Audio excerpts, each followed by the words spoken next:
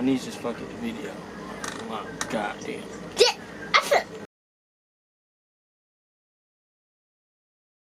Hey, run that shit up, Chase. Enterprise gon' live a long life. Imagine waking up in the morning on a fucking flight. Make a couple hundred, hit the mall, then we back on a flight. Make a couple thousand, hit the club, and return star night. Got them bottles.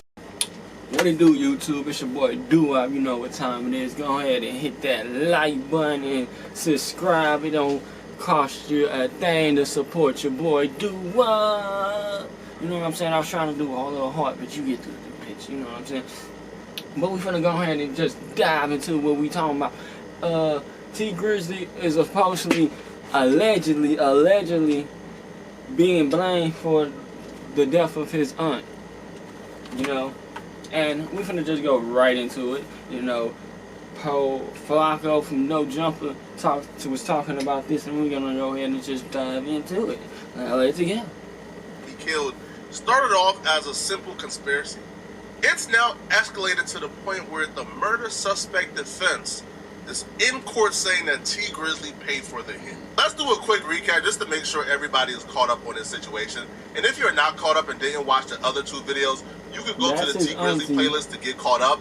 But Tee Grizzley auntie Yobina Brown was shot and killed in 2019. Sad to have to report this, but Yobina J.B. Brown, the manager and aunt of Tee Grizzley, was shot and killed in Detroit on Tuesday night, August 20th. Comments about her death began surfacing Wednesday, August 21st on social media before her passing was confirmed by TMZ. According to law enforcement sources, a shooter opened fire on Grizzley's Cadillac Escalade while the vehicle was traveling around Detroit. The gunman allegedly approached on foot and shot Brown, who was sitting in the back seat in her left side. Grizzley was reportedly riding in the passenger seat and got out of the vehicle as the shooter approached. The driver said the attacker fired 3 or 4 shots and noted that Brown screamed before the gunfire began. Brown was rushed to a local hospital but died from her wounds. She was 41 years old. Police don't know if Grizzley was the intended target of the attack. He and the driver were unharmed. Let's continue the brief recap before we get into the new details, because it's crazy. It left me stunned.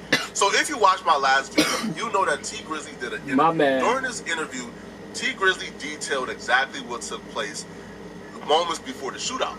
Tee Grizzley and Yobina was riding around in their Chrysler 300 with a driver. They had to make a stop before getting to their destination. They stopped at Tee Grizzley's family house from his daddy's side.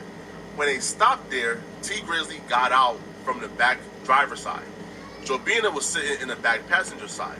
When Tee Grizzley got out and walked to the porch, gunmen came, opened up the back passenger side, shot into the vehicle, and killed Yobina. Tee Grizzley says the shooters were looking for him, and that's why they opened up the back passenger side, because they thought that's where he was sitting. Still breathing and everything. She called me. She called you while she was shot. She called me. What'd she say? I was trying to talk to her. I didn't hear what she was saying. Oh. She couldn't really form no words. You know what I'm saying? But, like, coming for me because they opened my door. Okay. They were shooting in the car. They hit her 8 times, though. And you have no idea where this came from? No, I ain't got no idea where it came from. But it ain't even matter where it came from. I felt like everybody was a suspect. I feel like everybody was a suspect. Tee Grizzley was correct. Everybody was a suspect. Well, including you, Tee Grizzley. Oh my God. Oh Lord, please forgive me. Please forgive me. Yeah, including you, Tee Grizzley. That response was a little dry, you know. That response reminds me of when I belong to these little 304s, you know what I'm saying? That did not sound like it was legit what you just said. And then, why is if they looking for you, if they open up the driver's side door and they see that it's somebody else, why did they hit her up? Why they ain't see your little big ass at the fucking porch? Cause you was supposedly on the porch when all this happened. Why the fuck they ain't go? You feel me? Why they ain't just go fire and shoot? You know, cause what I heard though, cause I already been watching some of this. The shooter is one of his friends or best friends, homies, How did that work? And the friend that I'm talking about just went to Tee Grizzley wedding. It's not looking good for Tee Grizzley. It's not looking good. I mean, from my perspective, the way he shouldn't even say, he should have just kept quiet. Why he talking? Cause that shit look bad. Did y'all see? Well, let's keep going. We'll get to that later and exactly what that means. But let's continue the brief recap. Wu-Tang, aka Wu 600, was arrested for the murder of Tee Grizzley's aunt. Now, Wu-Tang, aka Wu 600, is from 600. That's the He's best Tee Grizzley's associate, that went to the wedding Wu with 600 associate, who was the groomsman in Tee Grizzley's wedding. After Wu 600 was arrested for the murder of Tee Grizzley's aunt, that Tee Grizzley believed was targeted for him, Tee Grizzley continued to hang out with 600 members like Buka 600. Wu-Tang was initially arrested for the murder because he was pulled over in Chicago while sitting in an alleyway in a stolen vehicle, as well as being in possession of a firearm. The stolen vehicle that he was sitting in the alleyway was actually the getaway vehicle used in the murder of Tee Grizzley's aunt. And the firearm, after ballistics was done, was the same firearm used in the murder of Tee Grizzley's auntie. And the cell phone towers confirmed that Wu-Tang was actually at the location for 2 hours before Tee Grizzley and his aunt got there. Why was you hiding out at that location with the murder vehicle and the murder weapon? Obviously, you are involved in the murder. But it also opened up more room for suspicion for Tee Grizzley.